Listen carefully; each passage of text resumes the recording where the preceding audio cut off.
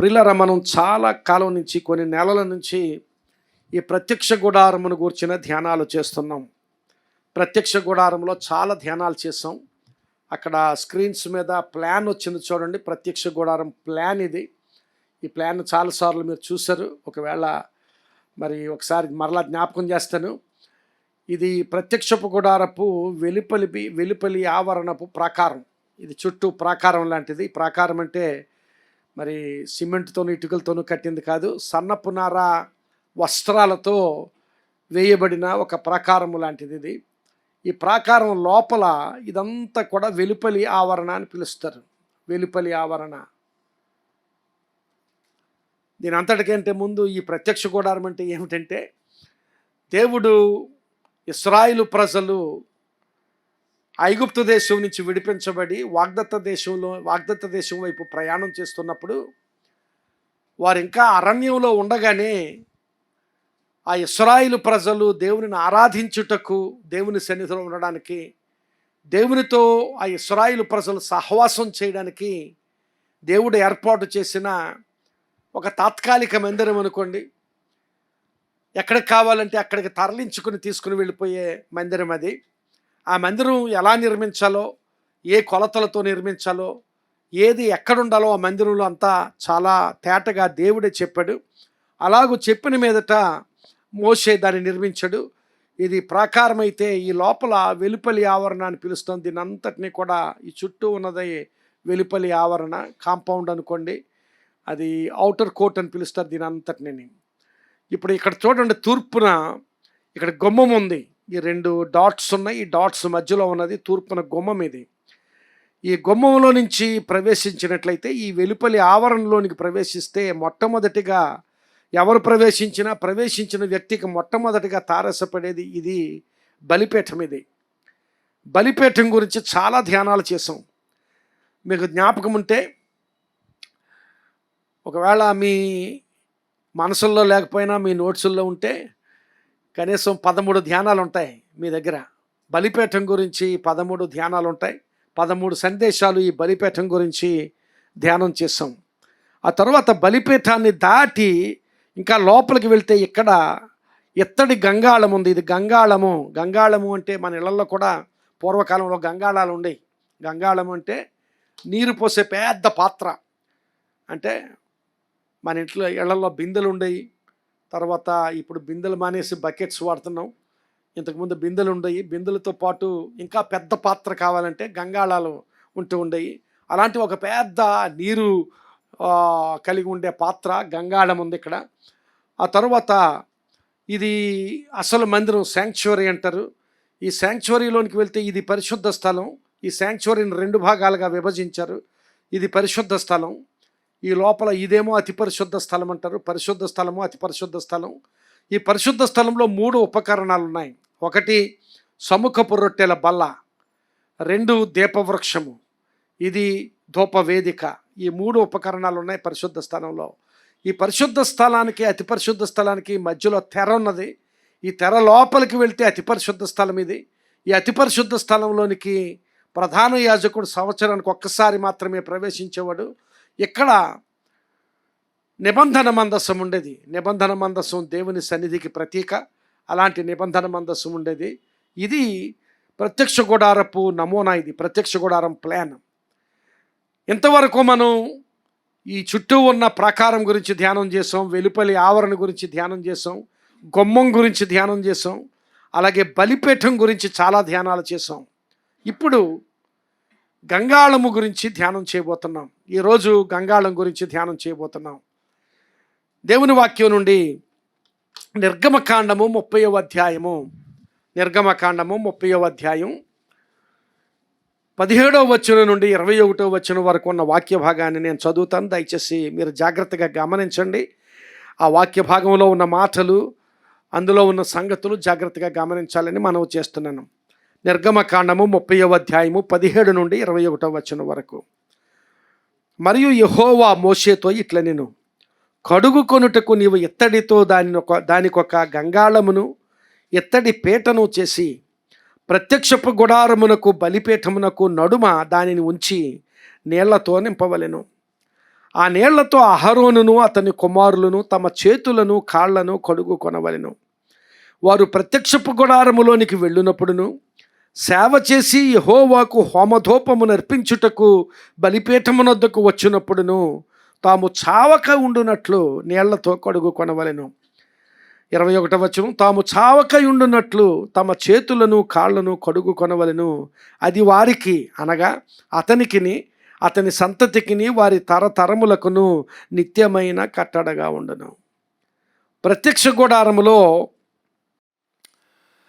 గుమ్మములో ప్రవేశించిన తరువాత బలిపీఠాన్ని దాటి వెళితే వ్యక్తికి తారసపడేది ఈ గంగాళము, ఇత్తడి గంగాళం, ఇత్తడితో చేయబడేది. ఆ గంగాళమును గురించి మనం ధ్యానం చేస్తున్నాం. ఈ గంగాళమును గురించి చాలా ప్రత్యేకమైంది గంగాళం.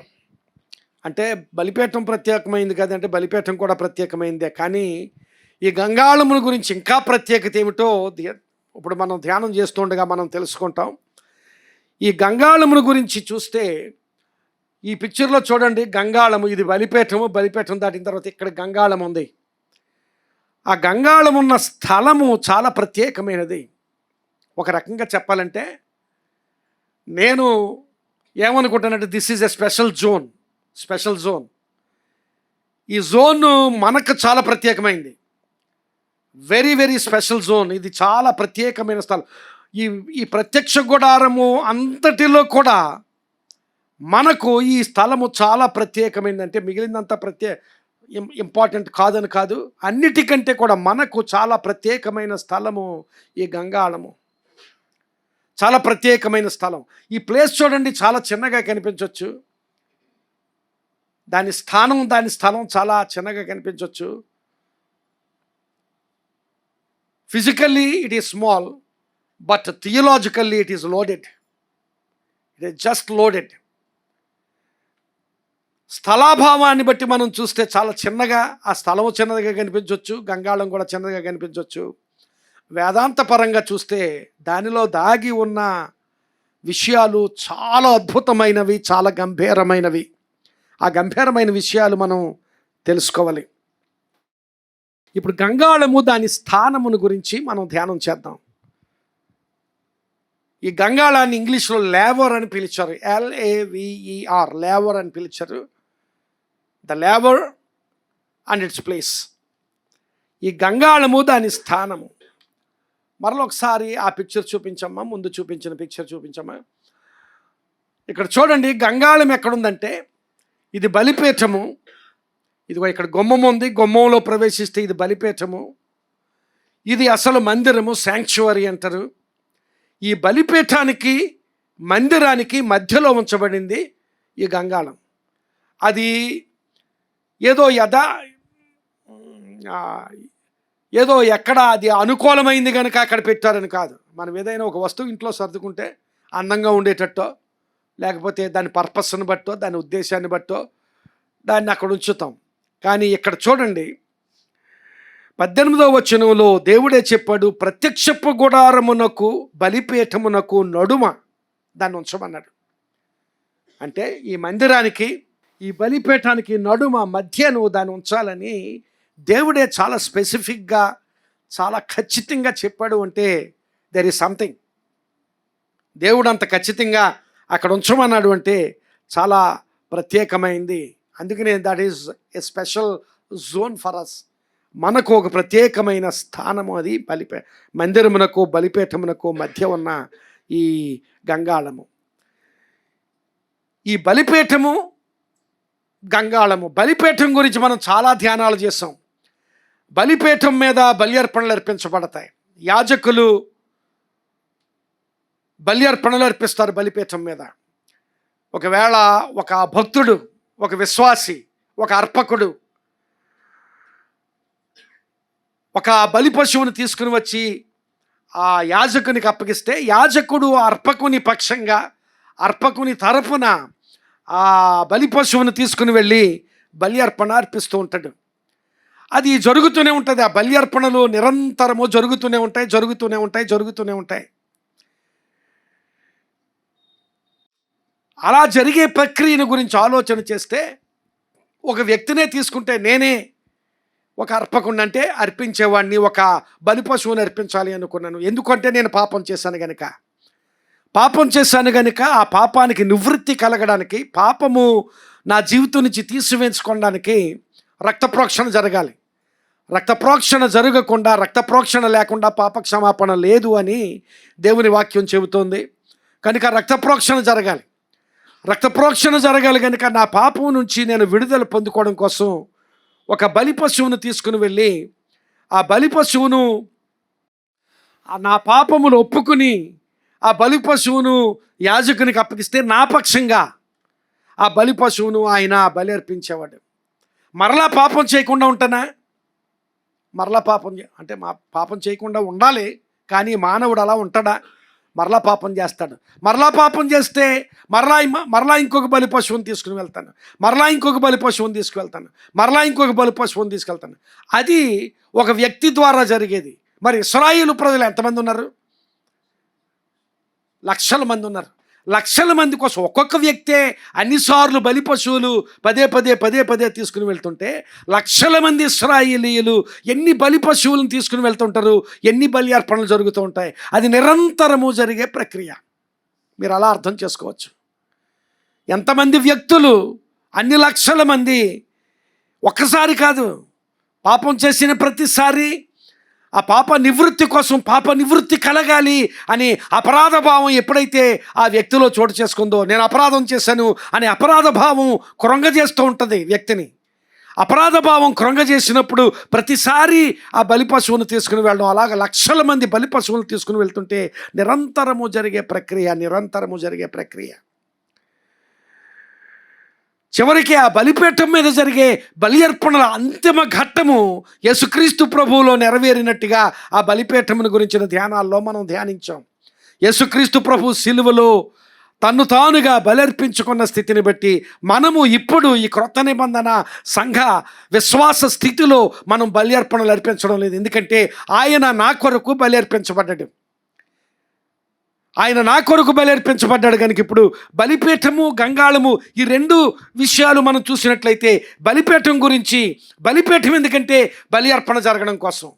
ఆ బలిపీఠం మీద జరిగే బలి అర్పణ, ఆ బలి అర్పణలో రక్తం ప్రోక్షించబడాలి. మీరు హెబ్రీలకు రాసిన పత్రిక 10వ అధ్యాయం 10వ వచనం చూసినట్లయితే, యేసుక్రీస్తు శరీరము ఒక్కసారి అర్పించబడుట చేత మనము రక్షించబడుతున్నామని చెప్పాడు. యేసుక్రీస్తు ప్రభువు యొక్క శరీరము ఒక్కసారి అర్పించబడుట చేత, వన్స్ ఫర్ ఆల్, ఇక మరలా బలి అర్పించవలసిన అవసరం లేకుండా ఒక్కసారియే ఆయన అర్పించబడుట చేత ఆయన రక్తము ద్వారా మనకు విమోచన, ఆయన రక్తము ద్వారా మనకు పాపము నుంచి విడుదల, ఆయన రక్తము ద్వారా పాపము నుంచి విమోచన మనం పొందుకున్నాము.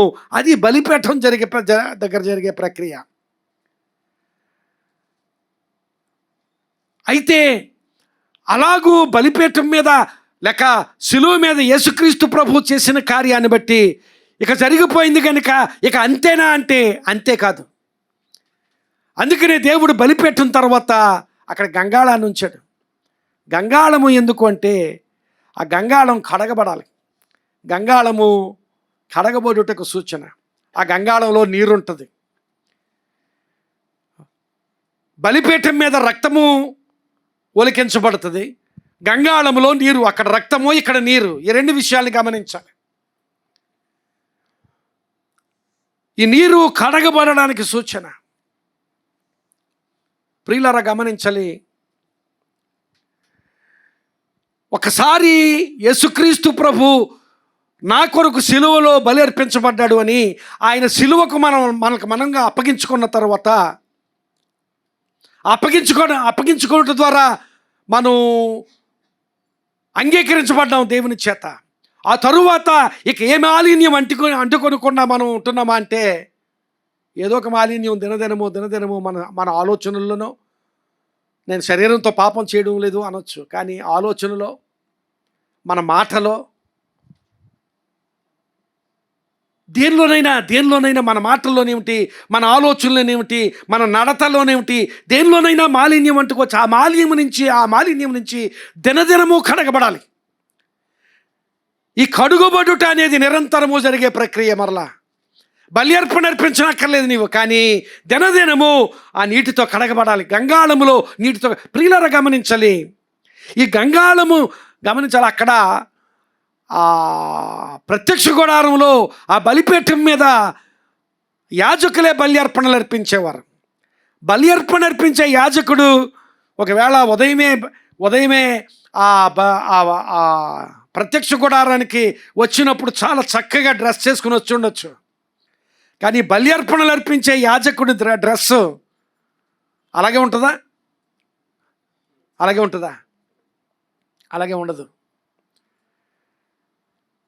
ఆయన చేతులు అలా ఉండవు, ఆయన శరీరం అలా ఉండదు. ఎందుకంటే రక్తంతో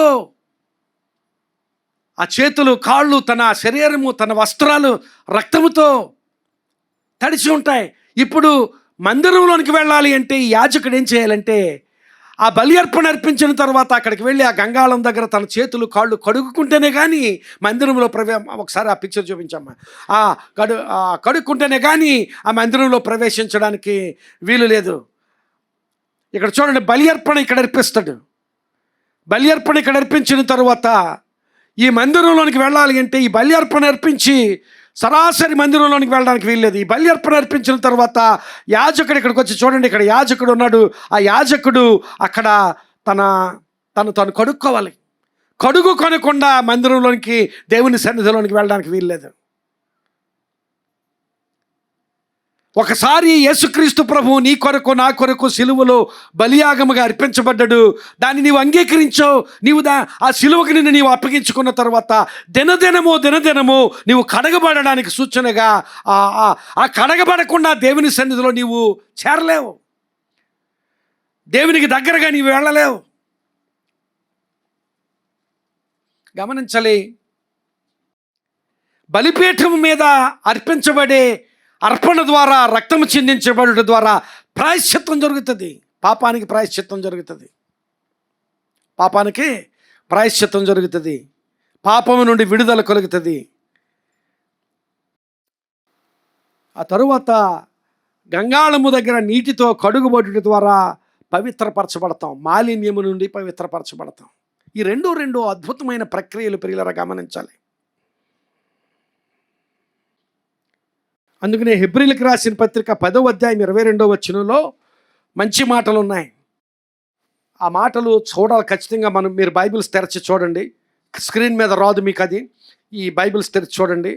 మనస్సాక్షికి కల్మషము తోచకుండానట్లు ప్రోక్షింపబడిన హృదయములు గలవారమును, నిర్మలమైన ఉదకముతో స్నానము చేసిన శరీరములు గలవారమునై ఉండి. అక్కడ 2 విషయాలు చెప్పాడు. మనస్సాక్షికి కల్మషము కలగకుండానట్లు ప్రోక్షింపబడిన హృదయాలు అన్న దగ్గర జాగ్రత్తగా మీరు ఆలోచించాలి. రక్తము ప్రోక్షించబడిన హృదయములు. ప్రోక్షించబడిన హృదయాలంటే హృదయాలు ప్రోక్షించబడడం కాదు. It's not that. రక్తము ప్రోక్షించబడిన మన హృదయాలు కడుగబడ్డాయి. మన మనస్సాక్షి కడుగబడింది. దేని వలనంటే రక్తము చేత కడగబడింది. గమనించాలి. ఆ తరువాత 2వ విషయం ఏమిటంటే నిర్మలమైన ఉదకముతో స్నానము చేసిన శరీరములు. ఎందుకంటే శరీరానికి మలినం అంటుకుంటుంటుంది. ప్రతిదినము మన ఆలోచన ద్వారా, మన మాటల ద్వారా, మన ప్రవర్తన ద్వారా, మన నడక ద్వారా, మనం చేసే క్రియల ద్వారా మలినం అంటుకుంటుంటుంది. 2 ప్రక్రియలు చెప్పాడు ఆ వచనంలో. ఒకటి, ప్రోక్షింపబడిన, రక్తము ప్రోక్షించబడిన హృదయములు గలవారమును, నిర్మలమైన ఉదకము అంటే నీరు. నిర్మలమైన నీటితో స్నానము చేసిన శరీరములు గలవారమే. ఈ 2 కావాలి దేవుని సన్నిధిలో మనం నిలవబడాలంటే. రక్తము ప్రోక్షించబడిన హృదయములు, రక్తముతో కడగబడిన హృదయాలు కావాలి. నీటితో కడగబడిన శరీరాలు కావాలి. రక్తముతో కడగబడిన హృదయం, యేసుక్రీస్తు ప్రభు రక్తాన్ని చిందించాడు. ఆ రక్తముతో ఆ యేసుక్రీస్తు ప్రభు సిలువను నీవు అంగీకరిస్తే, ఆ సిలువకు నీవుగా అప్పగించుకుంటే, రక్తముతో కడగబడిన హృదయం అనేది సరిపోయిందా అంటే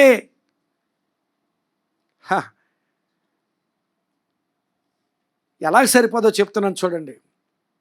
రక్తముతో కడిగబడిన హృదయాలు ప్రవేశం, దేవుని సన్నిధిలోనికి ప్రవేశం మాత్రమే ఇస్తుంది, యాక్సెస్ ఇస్తుంది అంతే. యాక్సెసిబిలిటీ, ప్రవేశమే. కడగబడినప్పుడు దేవునితో సామీప్యతలోనికి వెళ్తాం, దేవునితో ఇంటిమసీ. అర్థమవుతుంది కదా? దేవుని సన్నిధిలోనికి ప్రవేశం వేరు, దేవునితో సమీప్యత కలిగి దేవునితో ఇంటిమసీ, దేవునితో సంబంధం కలిగి ఉండడం వేరు. దేవుని సన్నిధిలో నీవు చేరొచ్చు, కానీ దేవునికి సమీపంగా వెళ్ళాలంటే దినదినము నీవు కడగబడాలి. చాలా ఆశ్చర్యకరమైన అద్భుతమైన సందేశం ఇది ప్రియులారా, గమనించాలి. The altar and the labour. బలిపీఠం దగ్గర నీవు దేవుని సన్నిధిలోనికి ప్రవేశాన్ని పొందుకుంటావు, గంగాళము దగ్గర నీవు దేవునికి సమీపంగా చేరతావు.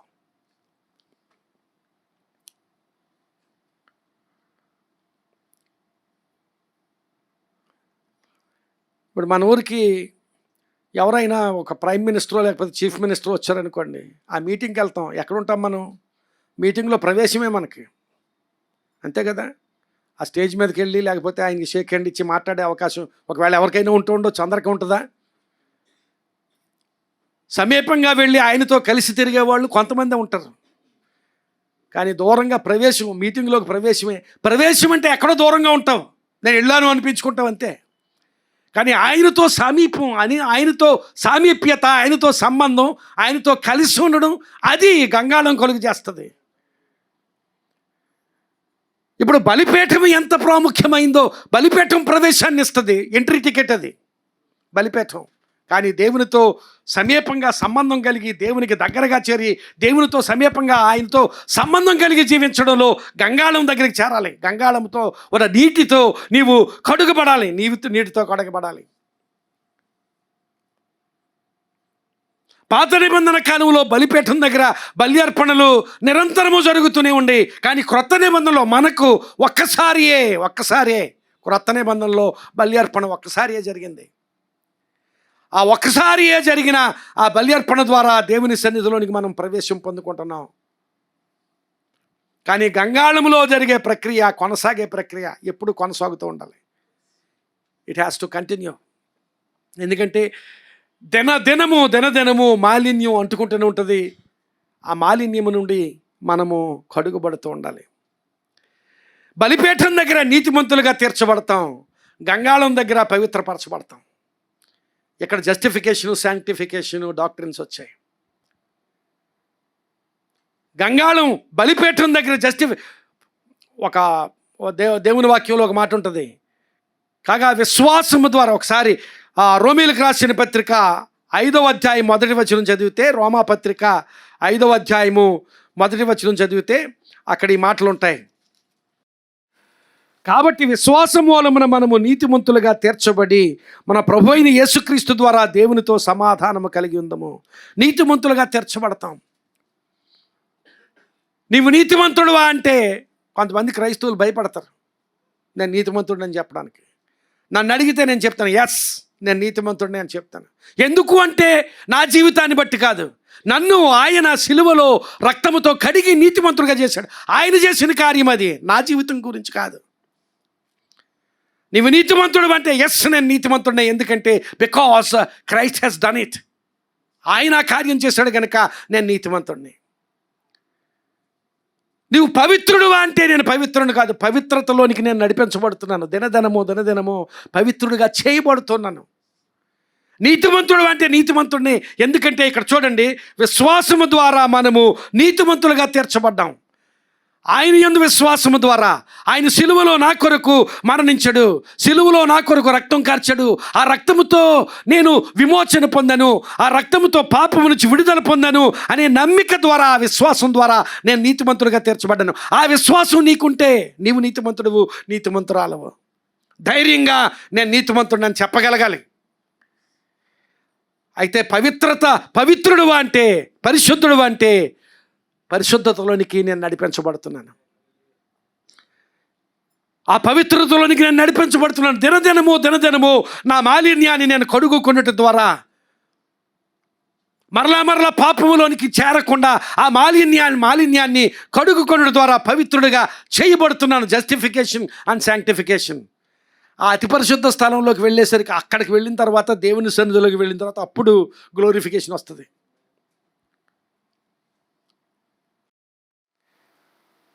కనుక ప్రియులారా, బలిపీఠం మీద ఎప్పుడో క్రీస్తు నా కొరకు కార్యం చేసేసాడు, అయిపోయింది. నిజమే, ఆ కార్యాన్ని బట్టే నీకు నాకు రక్షణ, ఆ కార్యాన్ని బట్టే నీకు నాకు పాపము నుంచి విడుదల, ఆ కార్యాన్ని బట్టే మనము నీతిమంతులుగా తీర్చబడుట. కానీ ఆ కార్యంలో కొనసాగుతూ మన జీవితానికి దినదినము అంటుకుంటున్న మాలిన్యాన్ని కడుగుకొనుటూ వెళ్ళడాన్ని సూచించేది ఈ గంగాళం.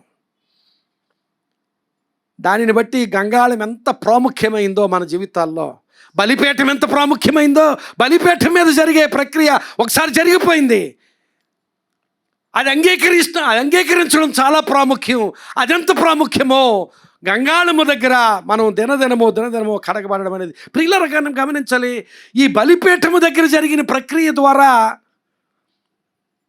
కడగబడడంలో ఎలా కడగబడడం అంటే, మన మాలిన్యం కడగబడమే. ఈ బలిపీఠంలో జరిగిన ప్రక్రియ ద్వారా కొన్నిసార్లు అతిశయం కూడా చోటు చేసుకోవచ్చు. నేను రక్తంతో కడిగబడిపోయాను, ఆయన నన్ను రక్తంతో కడిగాడు అనే అతిశయం కూడా చోటు చేసుకోవచ్చు.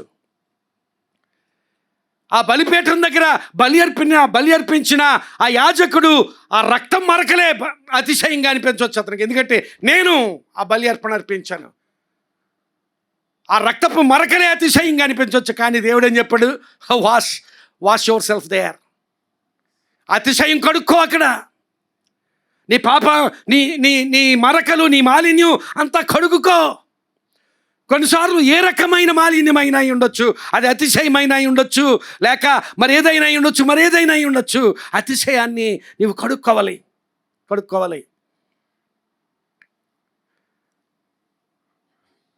అలాంటి అనుభవం ఆ గంగాళం సూచిస్తుంది.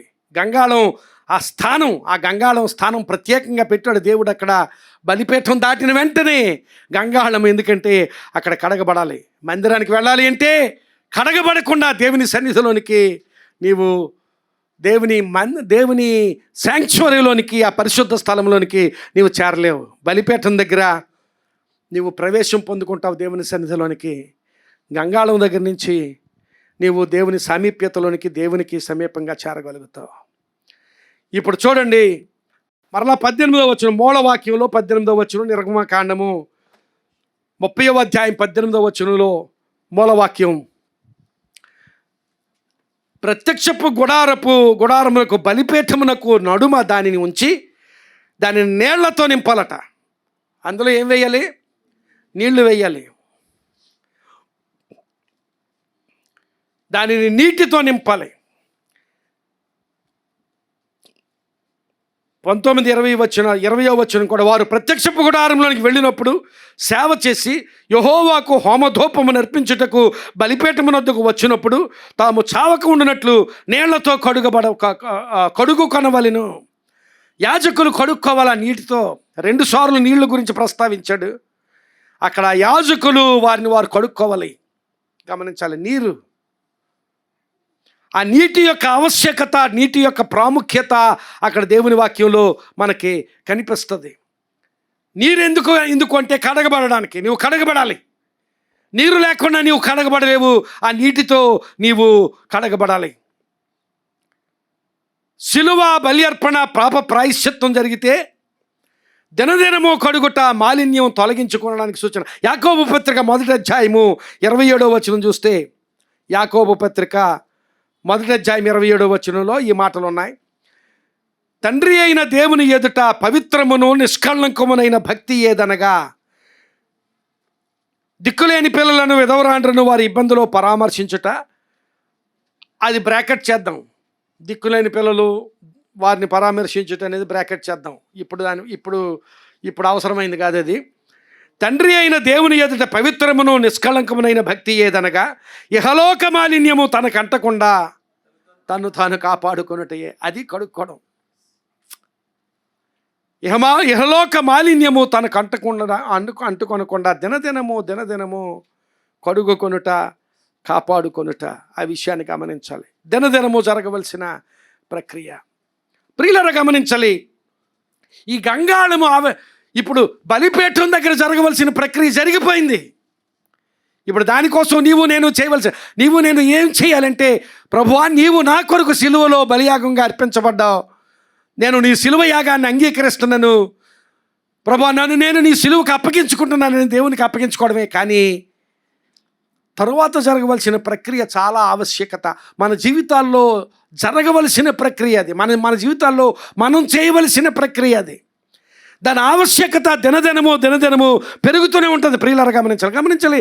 గంగాళం యొక్క ఇంపార్టెన్స్ తరగదు. అంటే మాలిన్యం ఇక నాకు అంటదో అనుకున్నప్పుడు తిరిగిపోద్ది. మాలిన్యం నాకు అంటదో అనుకున్నప్పుడు తిరిగిపోతుంది. కానీ మాలిన్యం దినదినము మనకు అంటుతూనే ఉంటుంది. ఆలోచనలో మాలిన్యం, మన క్రియలలో మాలిన్యం, మన చూపులలో మాలిన్యం, మన వినడంలో మాలిన్యం కదా. చెడ్డవాటిని చూడకుండా నా కనులు త్రిప్పివేయి ప్రభు అని ప్రార్థన చేశాడు భక్తుడు ఆ కీర్తనలో.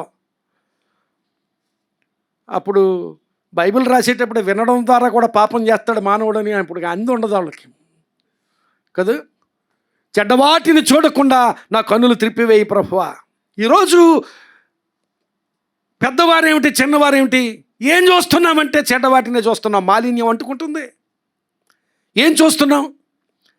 ఈరోజు చూడకూడనివి చూసే ప్రక్రియ ఈవెన్ బయట వారిలోనే కాదు, క్రైస్తవ సంఘ విశ్వాసుల్లో కూడా చోటు చేసుకుంటుంది. మాలిన్యం కడగబడాలి.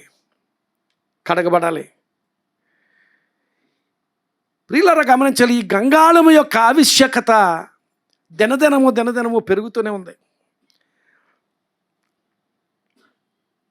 ఒక చిన్న గంగాళాన్ని అక్కడ పెట్టారు కదా మన ప్రత్యక్ష గుడారంలో. తరువాత చాలా సంవత్సరాల తరువాత ఇశ్రాయేలీయులు వాగ్దత్త దేశంలో స్థిరపడి రాజరికం ఏర్పడిన తరువాత సొలొమోను ఒక గొప్ప దేవాలయాన్ని నిర్మించాడు. పర్మనెంట్ దేవాలయం అది. అంటే ఈ ప్రత్యక్ష గుడారం అయితే ఎక్కడికి వెళ్తే అక్కడికి తీసుకుని వెళ్ళిపోయేది, తరలించుకుని వెళ్ళిపోయేది. అక్కడ సొలొమోను కట్టిన దేవాలయం. ఆ దేవాలయంలో ఈ గంగాళం గురించి ఆలోచన చేస్తే అది మైండ్ బ్లోయింగ్. అది గమనించాలి. ఒకసారి చదువుదాం. రాజుల మొదటి గ్రంథము 7వ అధ్యాయము 23 నుంచి 25వ వచనం వరకు. రాజుల మొదటి గ్రంథము 7వ అధ్యాయము 23 నుంచి 25వ వచనం వరకు చూస్తే, మరియు అతడు పోత పనితో చూస్తున్నారా, మరియు అతడు పోత పనితో ఒక సముద్రమును చేసెను. ఆ మాట నాకు భయం వేసింది. ఆ మాట వింటే పోత పనితో ఒక సముద్రమును చేశాడట. ఇప్పుడు గంగాళం కాదు, ఏం చేశాడు? సముద్రం చేశాడు. అంటే సముద్రం అంటే సముద్రం చేసేయలేదు ఆయన, కానీ అంత పెద్దది చేశాడనమాట. సొలొమోను దేవాలయం నిర్మించేటప్పటికీ గంగాళం అవసరత తగ్గలేదు, పెరిగింది. అంతకుముందు చిన్న గంగాళం, దానికి కూడా కొలతలు ఇచ్చాడు. 3 మూరలు ఎంతో చెప్పాడు దేవుడు. కానీ ఈ గంగాళం సముద్రం అంత గంగాళం చేయించాడట. ఇంకా చదువుతున్నాను చూడండి. అతడు పోత పనితో ఒక సముద్రమును చేసెను. అది ఈ తొట్టు పై అంచు మొదలుకొని ఆ తొట్టు పై అంచు వరకు 10 మూరలు. అది 5 మూరలు ఎత్తుగలదై గుండ్రముగా ఉండెను. దాని కైవారము 30 మూరలు. దాని పై అంచునకు క్రింది చుట్టూను గొబ్బలుండెను. మోరకు 10 గొబ్బల చొప్పున ఆ గొబ్బలు సముద్రము చుట్టూను ఆవరించి ఉండెను. అది పోతపోయబడినప్పుడు ఆ గొబ్బలు 2 వరుసలుగా పోతపోయబడెను. అది 12 ఎడ్ల మీద నిలవబడి ఉండెను. వీటిలో 3 ఉత్తర దిక్కును, 3 పడమర దిక్కును, 3 దక్షిణ దిక్కును, 3 తూర్పు దిక్కును చూచుచుండెను. వీటి మీద ఆ సముద్రము ఎత్తబడి ఉండెను. వాటి వెనుకటి భాగములన్నీ లోపలి తట్టు త్రిప్పబడి ఉండెను. 12 ఎడ్లు పోసాడు. ఇదంతా ఇత్తడే. 12 ఎడ్లు పోసాడు. ఆ ఎడ్లు 3 ఎడ్లు తూర్పు వైపు చూస్తున్నాయి, 3 ఎడ్లు పడమ వైపు చూస్తున్నాయి, 3 ఎడ్లు దక్షిణం వైపు చూస్తున్నాయి, 3 ఎడ్లు ఉత్తరం వైపు చూస్తున్నాయి. ఆ పైన ఈ సముద్రాన్ని పెట్టాడు. గమనించాలి. ఇదంతా చూసినట్లయితే ఈ ఎడ్లు ఇశ్రాయేలీయుల 12 గోత్రాలకు సూచన. ప్రతి గోత్రం అంటే ఎవరో ఒకడు కడగబడి ఒకడు విడిచిపెట్టబడడం కాదు, అందరూ కడగబడాలి. అందరూ కడగబడాలనే ఉద్దేశంతో సముద్రము లాంటి గంగాళాన్ని చేశాడు. ఆ పేరు పెట్టడమే ఆశ్చర్యంగా ఉంది. సముద్రము వంటి గంగాళాన్ని చేశాడు. తర్వాతట ఇలాంటి చిన్న చిన్న గంగాళాలట 10 గంగాళాలు చేశాడట. దీంతో పాటు ప్రత్యక్ష గుడారం మందిరానికి ఇటువైపు 5 అమర్చాడు వాటిని. ఒకసారి చూద్దాం 38వ వచనంలో, అదే అధ్యాయము రాజుల మొదటి గ్రంథం 7వ అధ్యాయం 38. తరువాత అతడు 10 ఇత్తడి తొట్లను చేసెను, ప్రతి తొట్టి 720 తూములు పట్టునది, ఒక్కొక్క తొట్టి 4 మూరలు, ఒక్కొక్క స్తంభం మీద ఒక్కొక్క తొట్టి పెట్టబడను. 10 చిన్న గంగాళాలు కూడా చేశాడు. అంటే గమనించాలి, ప్రత్యక్ష గుడారములో దేవుడు ఆజ్ఞ ఇచ్చిన మేరకు ఒక చిన్న గంగాళం, అప్పటి అవసరతను బట్టి ఆ గంగాళం చేశాడు. ఇప్పుడు ఒకవేళ సొలొమోను నిర్మించిన మందిరం పెద్దది కనుక పెద్ద గంగాళం చేసి ఉండొచ్చు. దాంతోపాటు ఆ ఇశ్రాయేలు ప్రజల జీవిత శైలిని బట్టి ఆ సొలొమోను ఒక పెద్ద గంగాళాన్ని, సముద్రమును చేశాడట. సముద్రమును, ఎందుకంటే అవసరత పెరిగింది. ఒకసారి ఆలోచిద్దాం.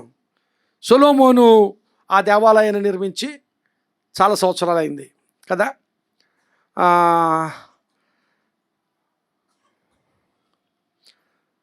సుమారుగా 3500 సంవత్సరాలు 3000 సంవత్సరాలు అయి ఉండొచ్చు రఫ్గా.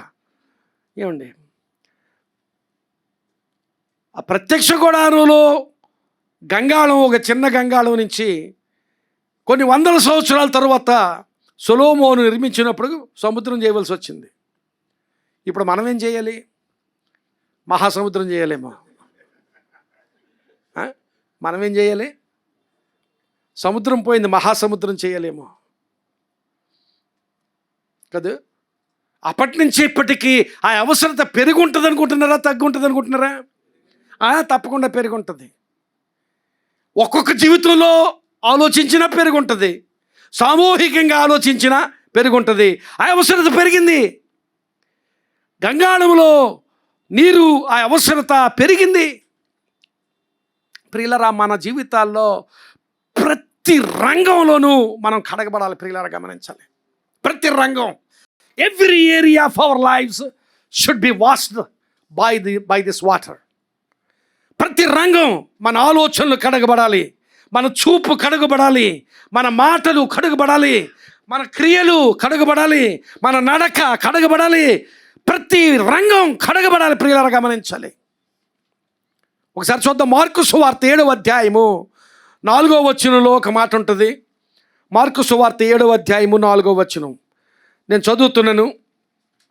మార్కు సువార్త మీరు బైబిల్స్ తీసి చూడండి. అది స్క్రీన్స్ మీద మాత్రమే కాదు, బైబిల్స్ తీసి చూడండి దయచేసి. మీరు దగ్గర బైబిల్ ఉంటే తప్పక బైబిల్స్ తీసి చూడండి. 7వ అధ్యాయం 4వ వచనం, వారు సంత నుండి వచ్చినప్పుడు నీళ్లు చల్లుకుంటేనే కానీ భోజనము చేయరు.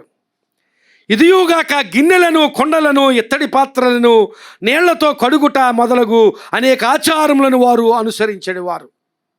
ఏమండి, అలాగే ఉందా? నేను చదివింది కరెక్టేనా?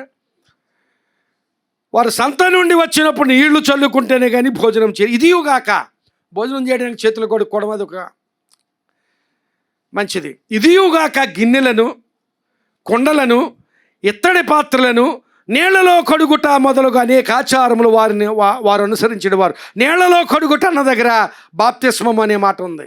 అంటే ముంచుట లేక బాప్తిస్మము అనే మాట ఉంది. రైట్, అది సరే. ఓకే, ఇత్తడి పాత్రలను నీళ్ళలో కడిగా, పాత్రలను నీళ్ళలో కడిగా. ఆ ఇత్తడి పాత్రల దగ్గర ఏమున్నదో చూడండి క్రింద. ఆలోచించండి.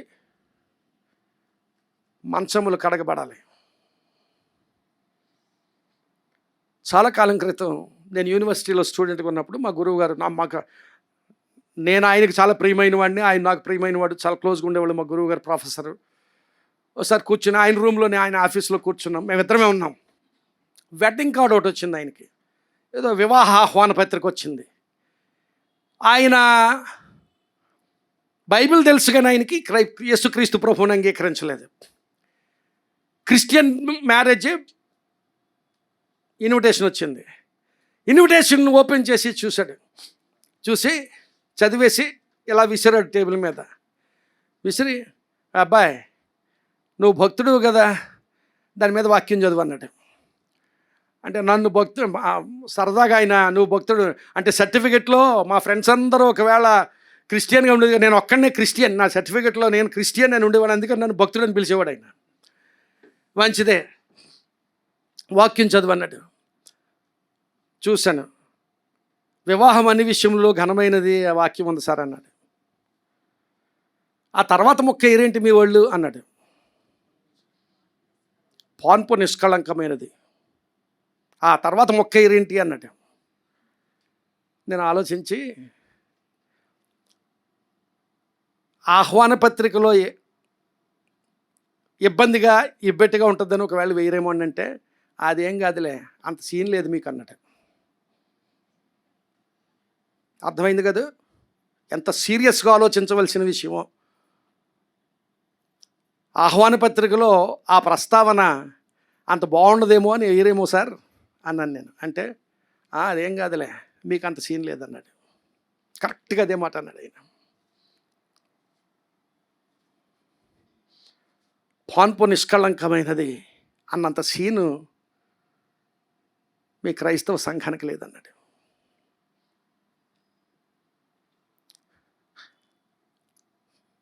సరదాగా అన్నాడు కానీ ఆయన నవ్వడం సరదాగా అన్నాడు, జోవియల్గా అన్నాడు కానీ ఒకసారి చాలా గాయమైనట్టుగా అనిపించింది. కాదు, పాన్పు నిష్కళంకంగా ఉండే సీన్ లేదు నీకు అన్నాడు. మంచములు కడగబడుట అంటే అది, మంచములు కడగబడుట. మన క్రైస్తవ విశ్వాస జీవితాల్లో వేర్ ఆర్ వి స్టాండింగ్? కడగబడ్డం అంటే ఏదో స్నానం చేయడం కాదు. మన జీవితాల్లో మన ఆలోచనలు, మన క్రియలు, మన జీవితాలు అన్ని రంగాలు కడగబడాలి.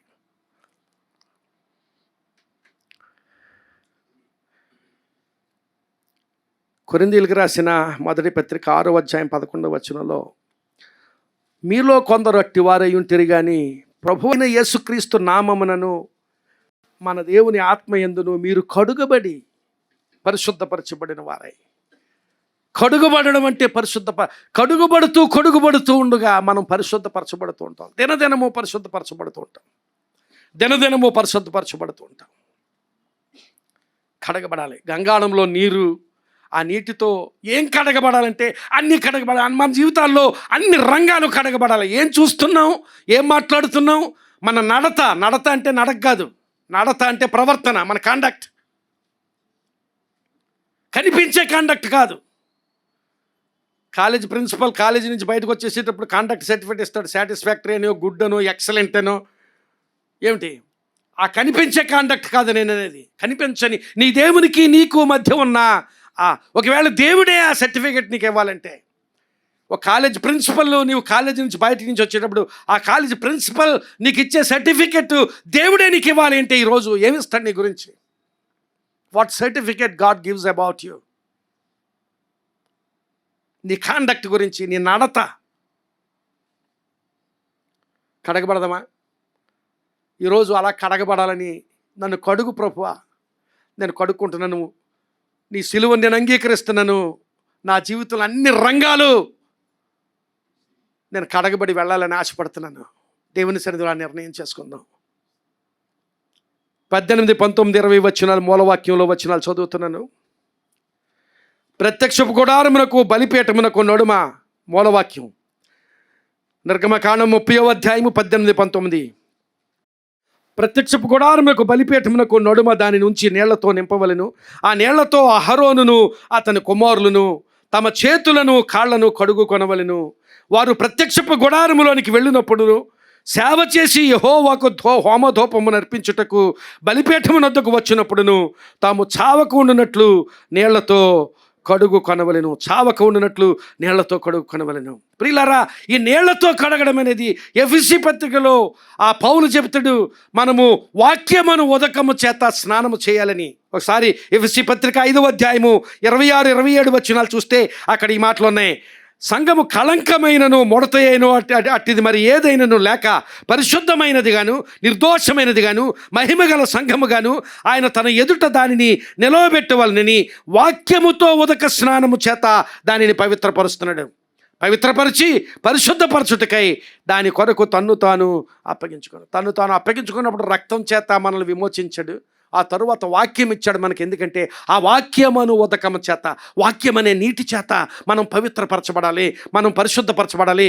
వాక్యం అనే నీటితో స్నానం చేయాలి. వాక్యం అనే నీటితో ప్రతి రంగం, మన జీవితాల్లో ప్రతి రంగం, మన చూపులు, మన మాటలు, మన క్రియలు, మన జీవితాల్లో అన్ని రంగాలు కడగబడాలి. దేవుని వాక్యం మాట్లాడుతుంది. వాక్యమను నీటి చేత పవిత్రపరచబడడం, కడగబడడం.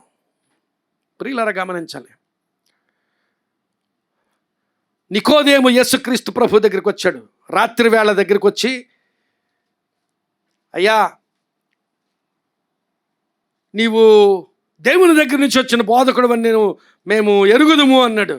ఆయన అన్నాడు, ఒకసారి త్వరగా యోహాను సువార్త 3వ అధ్యాయము 3వ వచనం చదువుదాం.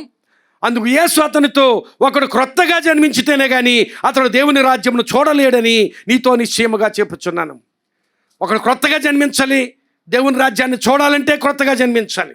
అంటే ప్రభు అక్కడ ప్రవేశం గురించి చెప్తున్నాడు. చూడాలంటే ప్రవేశం, అర్థమైంది కదా? చూడాలంటే ప్రవేశం. If you want to enter, entry ఉంటేనే కానీ చూడడం. ఈ లోపలికి వస్తేనే చూడగలుగుతాం. ఒకడు క్రొత్తగా జన్మించితేనే కానీ, ఆ క్రొత్తగా జన్మించడం అనేది ప్రభు ఏం చెప్తున్నాడంటే ఆ రక్షణ, పాపము నుండి విమోచన కావాలి.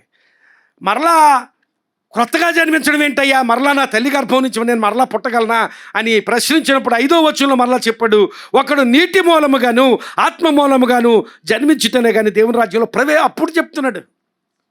నువ్వు దేవునికి సమీపంగా వెళ్ళాలి అంటే ఏం చేయాలంటే నువ్వు నీటి మూలముగాను ఆత్మ మూలముగాను జన్మించాలి. నీటి మూలముగా జన్మించుట, నీటితో కడగబడాలి.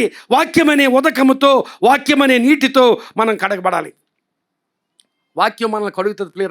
ప్రియులరా, వాక్యం కేవలం జ్ఞానం కోసం కాదు. చాలామంది వాక్యం జ్ఞానం కోసం చదువుతారు. వాక్య జ్ఞానము మంచిదే, కానీ ఆ వాక్యం జీవితానికి అన్వయింప చేయబడకుండా, వాక్యం నీ జీవితంలో ఏ కార్యము చేయకుండా జ్ఞానం వరకే అయితే దానివల్ల ప్రయోజనం లేదు. వాక్యము నీ జీవితాన్ని నడిపించాలి. వాక్యం నీ జీవితాన్ని పరిపాలన చేయాలి. వాక్యము చేత నీవు నింపబడడం మాత్రమే కాదు, వాక్యము వలన నడిపింపబడాలి. నీవు వాక్యము చేత కడగబడాలి.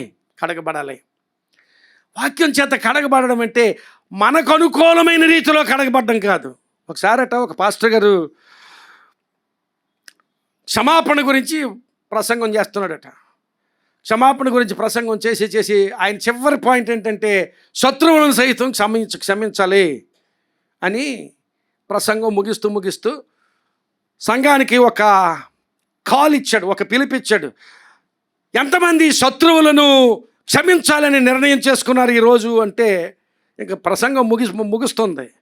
ఒక సగం మంది చేతులు ఎత్తారట. మిగిలిన వాళ్ళు శత్రువులను క్షమించాలని అసలు ఆ ఆలోచన లేదా?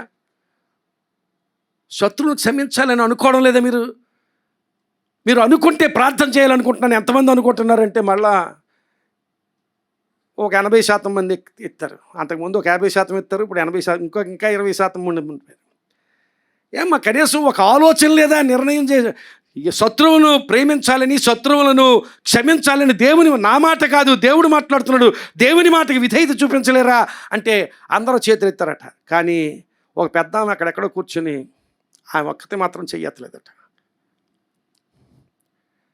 అందరూ చేతులు దించిన తర్వాత ఆమెతో మాట్లాడాడు పాస్టర్ గారు. జరుగుతుండగానే మీటింగ్ జరుగుతున్నా, అమ్మా శత్రువులను క్షమించాలి అని చెబుతున్నాను కదా. దేవుడు మాట్లాడిన మాట అందరూ శత్రువుకు క్షమించాలనే ఆశ, కనీసం తర్వాత ఏం జరుగుతుందో తర్వాత కనీసం ఆశను వ్యక్తపరిచారు. మీరు శత్రువుకు క్షమించాలనే ఆశ మీకు లేదా అంటే ఆవిడ నెమ్మదిగా అక్కడి నుంచి లేచి I don't have any enemies అని చెప్పిందట. నాకు శత్రువులు లేరని చెప్పిందట. వావ్ వావ్, శత్రువులు లేరమ్మా. ఒకసారి దయచేసి మీరు ఒకసారి ముందుకు వస్తారా? ముందుకు వచ్చి 2 మాటలు చెప్పండి. శత్రువులు లేరంటున్నారు కదా, శత్రువులు లేకుండా ఉండే జీవితం అనేది చాలా ధన్యమైన జీవితం. 2 మాటలు చెప్పండి అంటే ఆవిడ వచ్చింది, చాలా పెద్ద ఆవిడ వచ్చి అయ్యా నాకు 94 సంవత్సరాలు, నా శత్రువులు అందరూ వెళ్ళిపోయారు, ఇంకెక్కడ ఉంటారు శత్రువులు అన్నాక.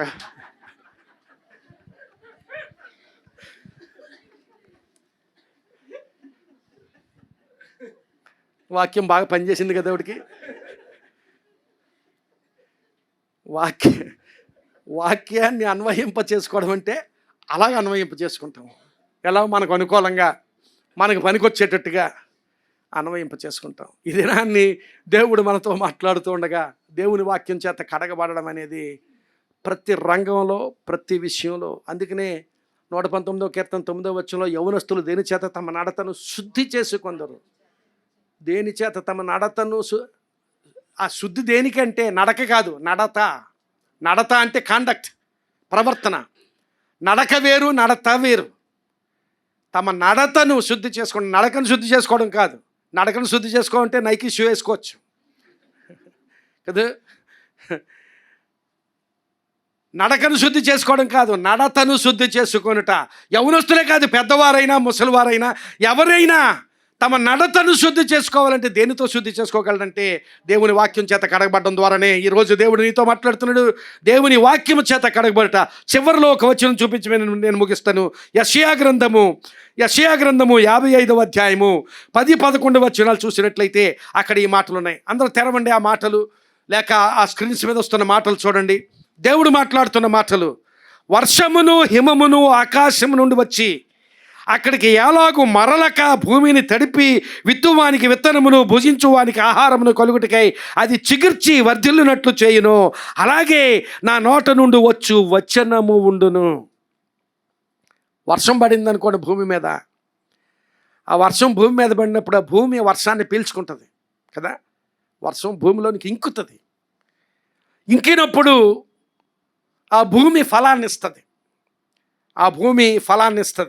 అలాగే ఆ వర్షం, వచ్చిన వర్షం భూమిలోకి ఇంకిపోతుంది, కానీ తిరిగి ఏంటి నేల మీద బంతి కొడితే పైకి లేచినట్టు వర్షం ఇలా రాగానే మళ్ళా పైకి వెళ్ళిపోదు కదా. వర్షం భూమిలోనికి ఇంకిపోతుంది.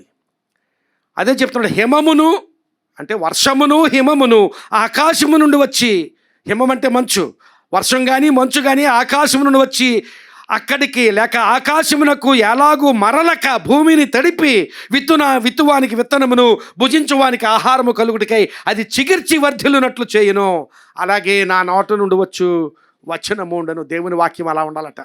అంటే దేవుని వాక్యం దేవుడు మన హృదయాల్లోనికి, మన జీవితాల్లోనికి పంపిస్తుంటే భూమి ఆ నీటిని ఎలాగైతే పీల్చుకుంటుందో మన హృదయాలు, మన జీవితం, మన హృదయాలు ఆ వాక్యాన్ని పీల్చుకోవాలి. ఆ వాక్యం మన హృదయాల్లో ఇంకిపోవాలి. మన జీవితాల్లో, మన ఆలోచనల్లో ఆ వాక్యము ఇంకిపోవాలి. 11వ వచనంలో నిష్ఫలముగా నా యొద్దకు మరలక అది నాకు అనుకూలమైన దాన్ని నెరవేర్చును, నేను పంపిన కార్యమును సఫలము చేయను. దేవుని వాక్యము నిష్ఫలముగా నా యొద్దకు మరలి రాకూడదు. దేవుని ఆశది. వాక్యం గురించి అద్భుతమైన మాట ఇది. దేవుని వచనం గురించి, దేవుని వాక్యం గురించి అద్భుతమైన మాట. నిష్ఫలముగా నా యొద్దకు నా వచనము, నేను పలికిన వచనము ఫలితం లేకుండా నా యొద్దకు రాకూడదు. అది మరలక అది నాకు అనుకూలమైన దాన్ని నెరవేర్చును, నేను పంపిన కార్యమును సఫలము చేయను. దేవుని ఆశది. దేవుడు వాక్యాన్ని మన హృదయాల్లోనికి పంపిస్తుంటే మన హృదయాలు ఆ వాక్యాన్ని స్వీకరించాలి. మన భూమి వర్షాన్ని భూమి ఎలాగైతే స్వీకరిస్తుందో, ఆ వర్షం భూమి మీద పడినప్పుడు ఆ వర్షం భూమిలో ఎలాగ ఇంకిపోతుందో దేవుని వాక్యం మన హృదయాల్లో ఇంకిపోవాలి, మన జీవితాల్లో ఇంకిపోవాలి, మన ఆలోచనలో ఇంకిపోవాలి, మన హృదయాల్లో స్వీకరించబడాలి. దేవుని దగ్గరకు అది మరలా తిరిగి ఎలా కనిపించాలంటే దేవునికి ప్రతి ఫలం ఇచ్చి కనిపించాలి.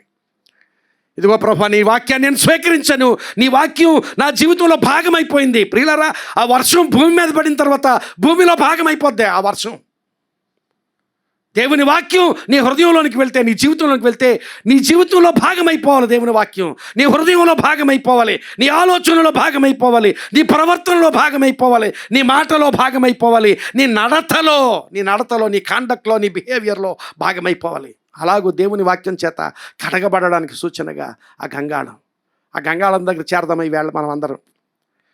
కడుక్కుందామా? మొట్టమొదటిగా ఒకవేళ ఈరోజు గమనించాలి, ఇంకా ఆ బలిపీఠం దగ్గర లేక సిలువ, యేసుక్రీస్తు ప్రభు సిలువకు నా జీవితాన్ని ఇంకా అప్పగించలేదు అనుకుంటే, అలాంటి వారు యేసుక్రీస్తు ప్రభు సిలువకు మీ జీవితాలు అప్పగించండి.